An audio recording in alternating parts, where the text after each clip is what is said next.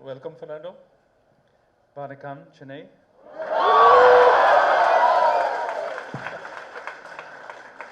He hit it out of the park, didn't he? Thank you so much for taking out time and being a part of our Celebrating Cognizant initiative. I know this is not easy. He just finished a race yesterday, and here he is, just jet setting into Chennai in 1 hour. They were from airport here. I was asking him, did you drive the car? Well, it's amazing to have you here. Fantastic. Thank you for being here. We'll have a set of questions. We'll also open it up to some of the audience to ask some question as well. Why don't I start off by asking you about the Singapore Grand Prix and what's your reaction? What's your view about the race that just concluded? Yeah, hello and good morning to everyone. Yesterday it was a very demanding race. Singapore is one of the toughest races, physically very, very demanding. Humidity is really high in Singapore. Inside the Formula One car, you have the cockpit where we sit. We have the engine just behind us with the fuel tank.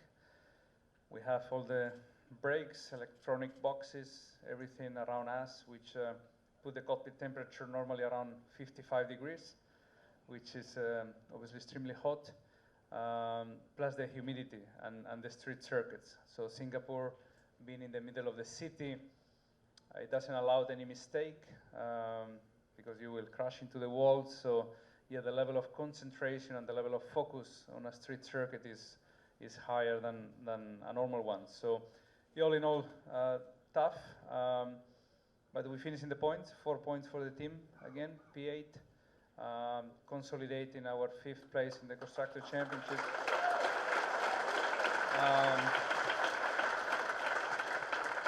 Which is good, and I think we executed the race well, strategy, start, but we want more. We want to finish on the podium, we want to fight for wins, and we will not stop until we achieve that. So we have great people coming to the team. Recently we announced Adrian Newey.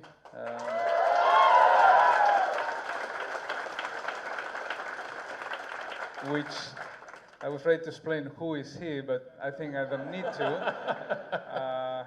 The greatest designer of all time in Formula One is joining Aston Martin, so this is an incredible opportunity for all of us in Aston Martin, not only professionally but also personal. Will be a lot of interesting talks with him. We have the best factory in the world in England, completely new renovated facilities. We have the new wind tunnel starting in January 1st. Great partners, Cognizant, Aramco. So for sure, we are the team of the future. So really exciting times are coming. Thank you, Fernando. Team of the future. I like that. So you're talking about humidity. You're back in India. How does it feel to be back here? And that too in Chennai. We don't have much humidity, do we? I mean, yeah, I was expecting a little bit cooler, but but great. Happy to be back in India. Obviously, we raced here in the past, and yeah, I have a lot of good memories from the fans here in India. They travel also around the world to support us. And also together with, as I said, with Cognizant, we have a lot of support around the world. Thank you. So let me ask you about the Formula One in India. We obviously had a circuit here. Do you think Formula One will return to India? Why not? I think maybe in Chennai? Yeah, I mean, there are more and more street circuits. So I think in the past, to host a Formula One Grand Prix, it was needed to have a circuit. It was needed to have some, foundations and some a facility was needed. While I think now in the recent years, for the last 6 or 7 years, we saw a lot of new races coming. We have a race in Baku. We have a race in Las Vegas. We have a new race in Madrid in 2026. where they don't have even a circuit, or they don't have, you know, any big facilities. They will build just for that specific weekend. So I think there are more and more opportunities for countries like India to host a Grand Prix in the future. If any of the city is ready, you know, to close few streets and to prepare the race properly, I think Formula One is super interesting of opening to more and more countries, and I think the whole sport will benefit if we come back in India. Fantastic. We would love to have one in Chennai, don't you think? Okay, so F1 is a global sport, huge fan base. A lot of people in India follow F1 as well. Does that put a lot of pressure on you as a driver with the massive fan base and following that you have globally? Not pressure. I think pressure comes from the teams. Pressure comes from the sponsors. Pressure comes from delivering the result on Sunday. What the fans bring to the drivers and the sportsmen, I think is a huge responsibility, because you are a role model for many people. So you have to behave properly, and you have to be ready to be a role model when you want to do it, and when you don't want to do it, you still have to do it. When you want to say something that is not correct, you have to hold yourself and be political correct. When you are in a day that you don't want to, you know, train, or you don't want to prepare yourself for the next Grand Prix, you have to do it. You know, in the days that you are ready to do it, okay. When you are not ready to do it, you still have to do it, because you have that responsibility towards your fans and the people that believe you.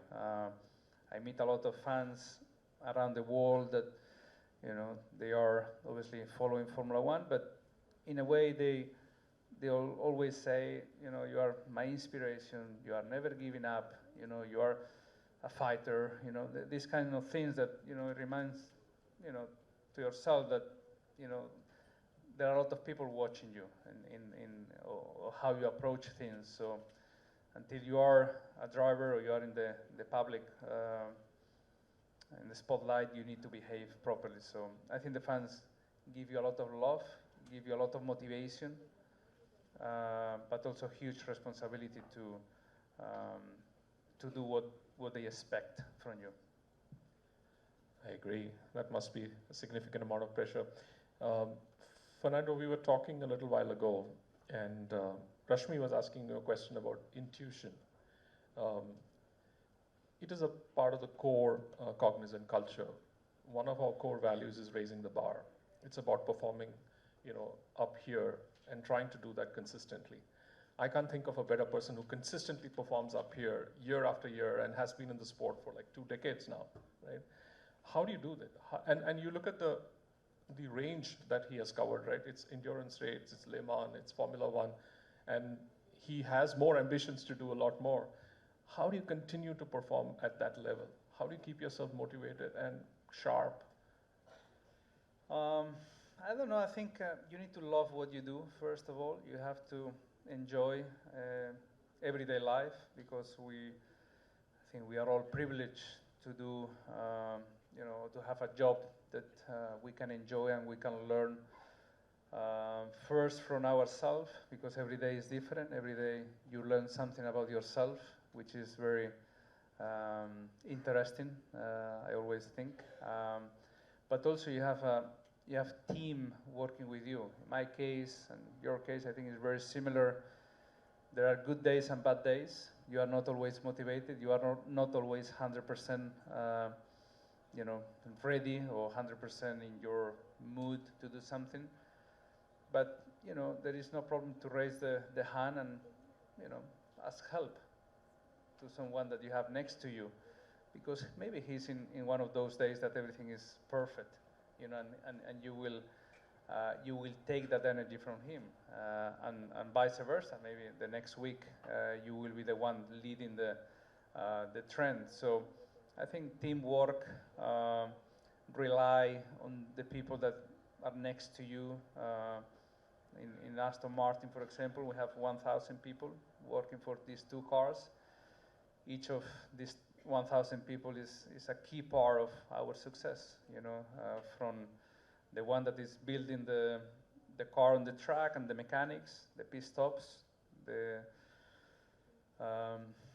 woman or the man at the factory that is just designing the next rear wing, the next diffuser, the next engine component, the next oil or fuel analysis. So, we have to rely because they are the best in their area, and I trust they will do the best for my car, as they trust me when I approach the first corner, and they know that I will do the best for the result. So I think team spirit, team sport, and rely on each other, I think is crucial to keep motivated and to perform over 2 decades. In my case now, I cannot do it alone. I need to have the best people around me, and I need to learn from them. I switched, as you said now, I did Formula One for 23 years, but I had a break, 2 sabbatical years in 2019 and 2020. On those 2 years, I was doing World Endurance Championship, Le Mans, Daytona, Dakar, and Indy 500. So the very different ways and series in motorsport with very different techniques, all of them.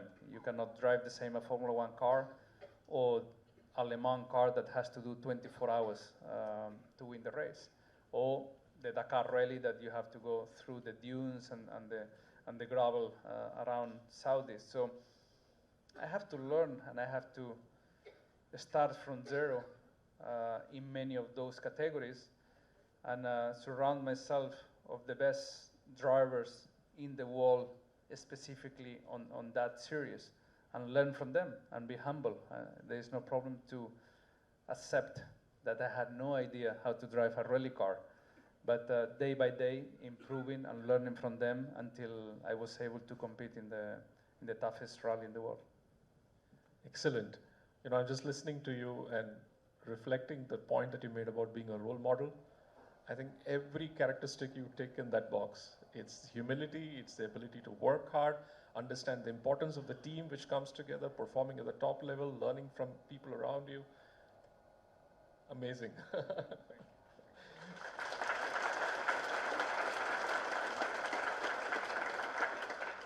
I love the guy. It's phenomenal, isn't he? All right. So you've been racing for 2 decades. What is the most important skill an F1 driver must possess, which is not often discussed? Difficult question. Very it can't be difficult for you. I would say that is the mental approach to things and the level of concentration that you have to give for 2 hours every Sunday, but for 365 days a year.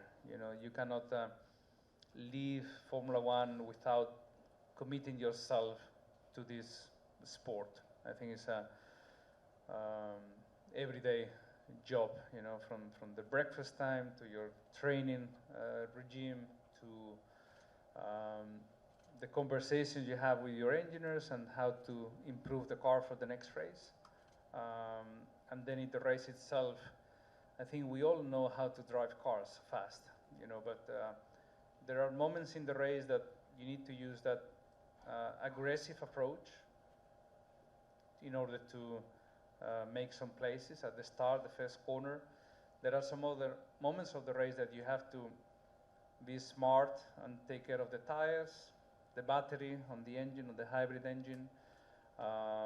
Some of the fights maybe are not into your race, so you are fighting maybe with a guy that just had a puncture and then is coming back to your rear wing, and that car and that driver will potentially win the race that weekend. So maybe it's better not to lose too much time with him, because that will have a benefit and an impact in 60 lap time, when you see the checker flag. So there are many things that you need to constantly be updating your approach to the race. So it's like a chess game that you have to play basically every 20 seconds. There are something happening in the race, or the car is changing, or the grip is changing, climatic changes as well. So all these things require a lot of energy mentally into the race, but also on the weekdays when you are not racing. So I think to get to Formula One and to perform well, I think this is the biggest difference, because in Formula 2, Formula 3, karting, there are hundreds of drivers that they can produce a very fast lap time. But only 20 drivers are in Formula One. And I think those 20, learn step by step to play smart, in the races, but also outside the car. Impressive. One of the best performers in the world, telling you how he actually does it. We couldn't have asked for better. Fantastic. Now we talked about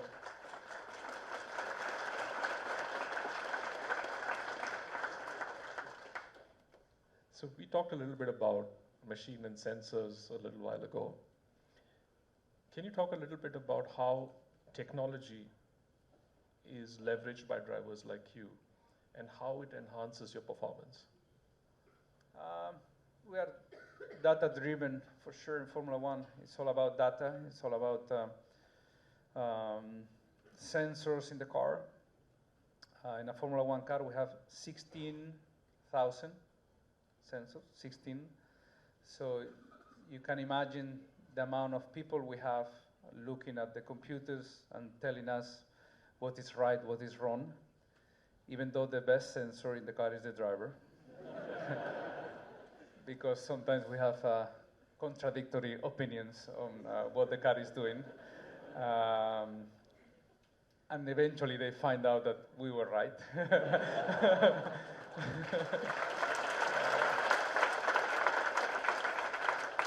But it takes time. It takes time to convince them, because the cars are so complex in our days. We have an incredible technology behind the bodywork and inside the car. We have these engines that they can produce 1,100 horsepower from a 1.6 cc engine. We have aerodynamics working very specifically in different parts of the corner, normally dictated by the ride heights of the car. So we have a ground effect cars now in Formula One, where all the grip is coming from underneath, from the floor. And this suction is very dependent on the ride height of the car, so how the car is approaching the ground. Until one point that when you hit the ground, it can be an aerodynamic effect that the car is just bouncing. So all these things can be controlled only by data. These things can be only controlled by looking at all the sensors that we have in the car. When we change component, which is a very interesting thing as well, the car from every race to the next, we change an average of 6 components in the car. So over a year is more than 100 components in the car that make the car faster. We never race with the same car to the next race.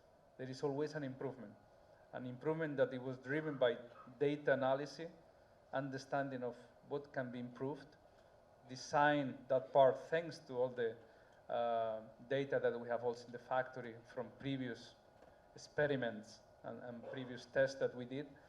And then we applied all those learnings into the next race. But yeah, I think if I look back when I started, I think the teams didn't change much, the cars didn't change much. Races are exactly the same. We start 20 drivers and only one wins. So the DNA is exactly the same, but technology and data was the biggest change in the last 20 years in Formula One. We have now the possibility to look at what the car is doing in every corner, in every second. We can look at, we race next time in Austin, in Texas. We can go back to that race last year and know exactly in which lap, in which corner, what the car was doing. And we can learn from that and be more prepared this year. Obviously, every team is doing that, so the effort that we have to put to be a little bit ahead of competitors is astronomical, but this is why Formula One is the pinnacle of motorsport. Simulators, you know, when I started in Formula One, we didn't have simulators. Now we have huge investment into the simulators. At the factory, we can replicate anything that happens in the car offline simulations, but also with the driver in a big PlayStation, but very sophisticated. And the simulator, we can prepare the race, you know, and it's all data-driven. You know, there is nothing that we can really have an impact on. You know, we test hundreds of setups, dozens of front wings, rear wings. Sometimes just an idea, it's just a concept that thanks to the simulator we can test. We can spend one day testing 30 front suspensions. One of them was faster at the simulator, so that will go into production. The other 29 will be just on a standby, you know, in case we need it. So, and all this is just virtual world, and we go faster because there are a lot of sensors in the car that tell us that there is more grip and the car is more glued to the track. So this is an incredible part of being a Formula One driver as well, you know, to witness how technology and how many clever engineers, you know, are able to make these cars so fast thanks to data. Thanks for that, Fernando. We all are aware of some amount of the aspect of how technology continuously improves things for our clients, and there's a lot of clever engineers here who are working with them, and as well as your team as well. So this is fantastic. Now, is it okay? I open up the questions for some associates. So we have time for about 3 to 4 questions. Where is the first one?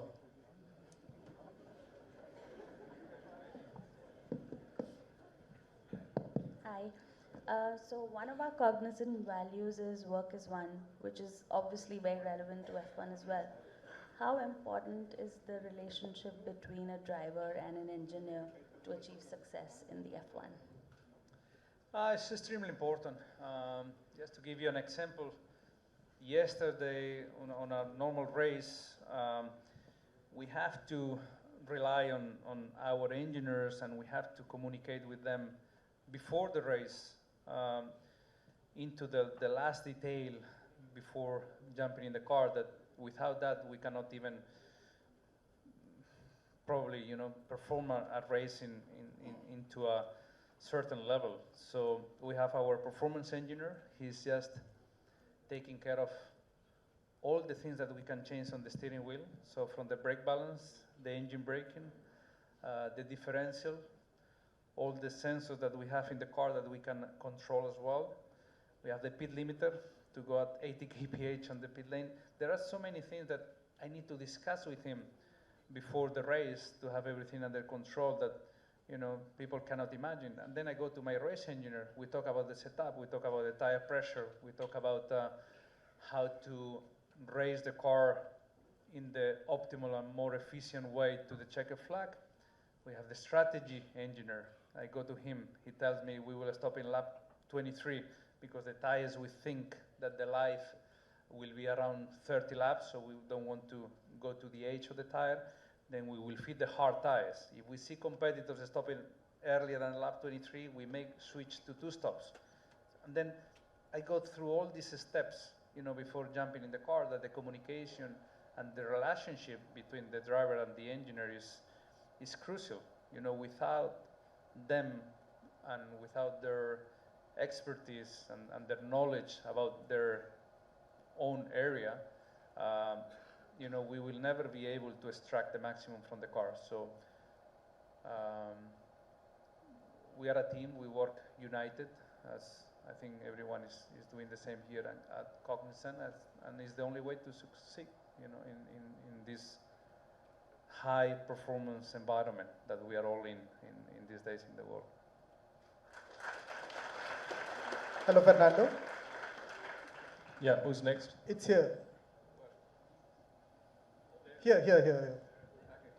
Yeah, hi. Welcome to India, welcome to Cognizant Chennai. My question is, you have been part of some of the iconic teams in Formula One. So how does your experience at Aston Martin compare? I think they are very similar. I think Formula One teams, they operate in a way of endless search of perfection. You know, there is never a day that they are happy. You know, even in the team that is winning is still trying to find more performance for the next race. So this is very inspiring, you know, in a way to see the level of competitiveness and the level that the Formula One teams can reach. But they are all working into that, and it didn't change much, in my opinion, from all the teams that I was working in my past. I think it changed more the way you are in your moment in life as well. You know, I was not the same when I was 20 and I was at Renault. I didn't see things the same when I was 30 and I was at Ferrari.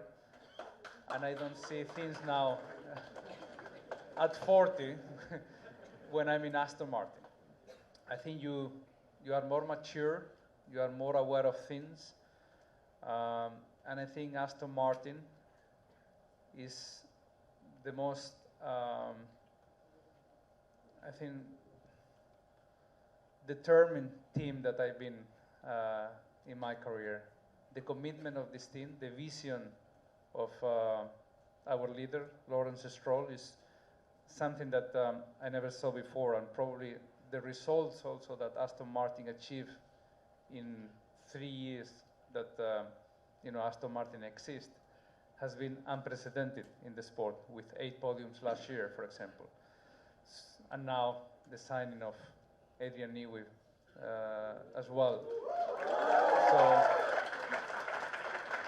So I would say that all teams are very similar, but Aston Martin is probably the team that, and as we said before, the team of the future, because he's doing things and has partners around that I didn't experience in any other team in my career. Team of the future. Who's next? Thanks for being here. This is Ram here. Hi. I think your fastest lap this season is an Australian Grand Prix, 1 hour, 7 minutes and 66.94. What was running in your mind? I'm surprised now of that. I mean, I like to be fast, and I like to go fast. Not only in the car. I love the speed. I love the speed in my bicycle when I train. I love the speed when I'm going skiing. And my speed is part of my life. I think when you are in the car, and it's never enough. You know, we've been racing in the last few events, not Singapore, but Baku and Monza. They have very similar top speed, which is 360 kilometers an hour. And at that speed, you know, when you are racing, it feels like you are at 100, you know, because it's never enough. You know, you see the other cars around you, and you are always thinking, why my car is so slow? You know, because we cannot reach, you know, the top speed that everyone is reaching. And then you see the charts, and you are okay, third fastest, and you cannot complain to the team. But yeah, the perception of speed when you are in Formula One is very, very relative and very changeable in your mind. But yeah, fastest laps in the race, qualifying laps, which is a moment of high adrenaline in Formula One. The race is a combination of, as we said before, of chess game. You need to control and be efficient in your driving techniques. But qualifying is all about the speed, all about, you know, pure adrenaline when the car is low fuel, new tires, and you go through the corners at the speed that you've never been before in the weekend. Because in the free practice, you test few items in the setup, but you never push the car to the limit. And in the race, the same thing. You push 99% because you need to see the checker flag and control the car. But in qualifying, you brake in a place that you never brake before in the weekend. You go flat in one corner that you were always lifting. And this kind of unknowns into the speed is extremely high adrenaline. And are the moments that probably we enjoy more in the weekend. Thank you so much. Okay, where's the next question? Hi, Fernando. Hi there. Hi. So question is, do you like to share any memorable moment during your India Grand Prix in 2011, 2012, and 2013? Look, I remember 2012, I raced with a very special helmet at that time, which I have in my home. It was the moment that I scored the highest points ever in Formula One history, and it was 1,000. It was 1,212, and I remember that number because I had a special helmet for the Indian Grand Prix, a helmet just dedicated for that number, so there were a lot of 1,212 number on it, and it was few points more than Michael Schumacher, and it was obviously a very emotional Grand Prix for me, that India 2012, because it was an achievement, in my career. Obviously now, 12 years after that number, it doesn't make any sense anymore, the 1,200, but at that time I thought it was an historical moment, but it was not for that long. But I remember that. I remember the fans, as I said before, very passionate about the race. I think the whole country was embracing the Formula One coming to India, and the teams. I remember having conversations with my colleagues in Ferrari, but also other teams, and we were all very happy to come to India because in those years Formula One was opening to new countries. We raced for the first time in Singapore. We raced in India for the first time. It was South Korea for a few years, and it was this, momentum that Formula One was going to, and India was part of that growth. So we were very happy. We have one more question. Last question. Hola. There's one with the mic. Yep. Hola, Fernando. Thank you for being here. I'm a bit breathless being fangirling here. You need to speak a little louder. Am I audible? That's better. Okay. Sorry for that. My question is a little bit rhetorical because I'm curious. A person spending a whole life being a racer and being so amazing at it, if you chose this one thing, and because you chose the one thing, there are so many other things that you couldn't do or didn't do, right? Was there any moment where you regretted that, or if not this, would you have chosen to do something else? I will be an engineer.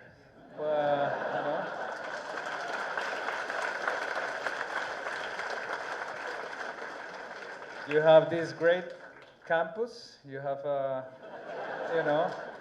some Cognizant engineers working also in Silverstone. In my team, which, I think they are very happy for when I talk to them, they seem happy. So, I didn't choose to be a driver. It was my father, I have to admit. I think many people here can relate to that. Yeah, true. true. Many will be identified with this, but in my case, I did my first go-kart race at the age of 3, which you can imagine I didn't choose to do the race. My father was very happy that day, my mother less. And then, yeah, I think obviously you enjoy what you do, you develop some skills at young age, and then if you do well, you know, you have more opportunities, you deliver, you win, you go through categories, and then eventually you get to F1. So, but yeah, I think it's a very interesting question, because when I was 8, 9 years old, 10, I remember to go on the weekends to race. But in the weekdays, I was at the school playing football. And I was a goalkeeper. And I remember that I was enjoying more playing football than the weekends racing.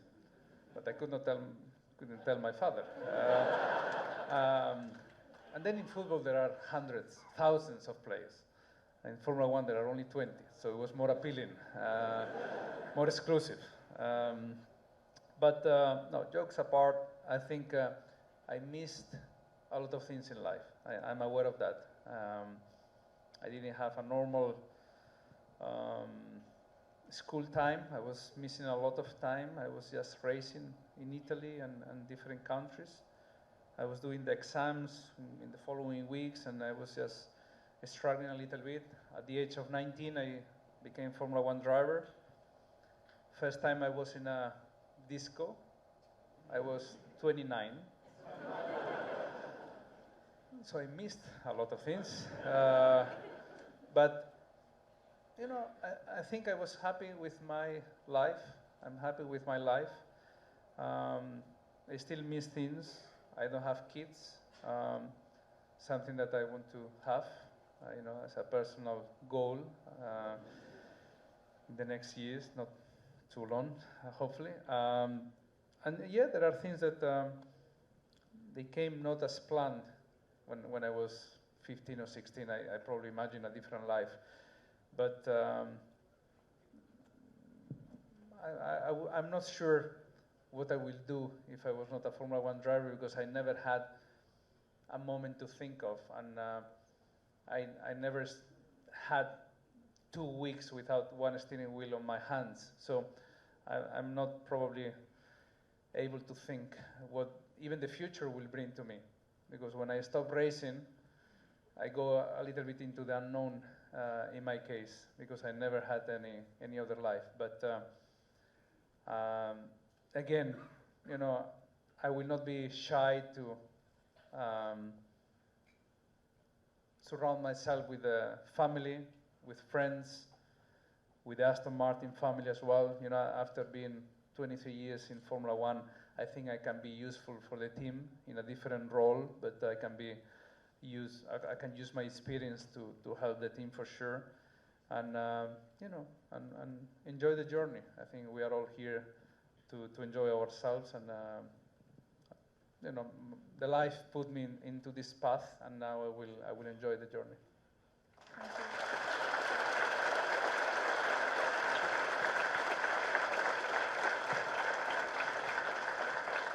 And I will wait for Cognizant offers, you know.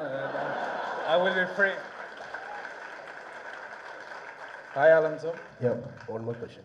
Hi, Alonso. Here. Hi, welcome here. to Cognizant. Sorry. So, are you planning to go back to Indy 500 to get the Triple Crown? Not for the moment. There is this very appealing thing, which is winning Monaco Grand Prix in Formula One, winning Le Mans in endurance racing, and winning the Indy 500 in oval racing, which calls the Triple Crown of motor racing. I attempt Indy 500 3 times, didn't succeed. Is the only one missing, but at the moment it's not in my plan. I'm very focused in Formula One now. For the next 2 or 3 years, I want to win the 3rd world title. This is my first and only priority at the moment. And after that, because I will be 45, 46, I think the commitment that it will require to go to Indy 500, the amount of learning that I will have to redo again, it will be a little bit too much, or is what I think now. I cannot say 100%, but it will be too much, and I have, as I said now, another goals in life as well. I think my next biggest challenge will be the Dakar Rally. If I can win Dakar, I think it will be hugely rewarding for me personally, because I can win in Formula One, I can win in endurance racing, win in Le Mans and Daytona, and if I can win in rally as well, it will mean a lot for me as a driver. Yeah. Hi. Okay, sorry, we are Yeah, one out more of time. Just one more question. Last one, all right. Yeah, thank you. Last one, guys. Okay. With respect to this technology revolution, with the rise of generative AI, how do you see the strategy, development, and decision making when in the track of the driver? And I will love it. could you think that this gives a driver significant edge on the race or on the track? He wants to know how artificial intelligence is going to help racing. I hope not too much. You know, we need the drivers and we need their mistakes. No, artificial intelligence is going to be a.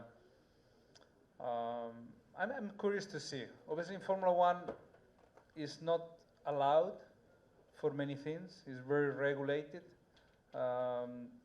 Designing the car and making some specific parts of the car is completely banned at the moment, and it will be for many, many years. We are using some of the intelligence into different areas of the team, and I think it will grow in the future. We use it a lot for marketing, which apparently I speak 29 languages, which is great. Yeah, I think it will be regulated heavily in Formula One and in the sports in general. I think, and I hope, I think no one knows exactly what the future will bring, but I would love to see, you know, some development into the health industry and into things that can make the world better, but it has to be regulated for sure. Thank you, guys. Thank you for the questions. One last round we're going to do called rapid fire. So are you ready for the rapid fire round? Ready. The man with the need for speed. All right, here you go. What's your favorite genre of music? Rock and roll. Oh, Yeah. nice. A specific group, band? Something from the 90s. Oh. I wouldn't say one. Okay. Most unusual food you have tried during your travels?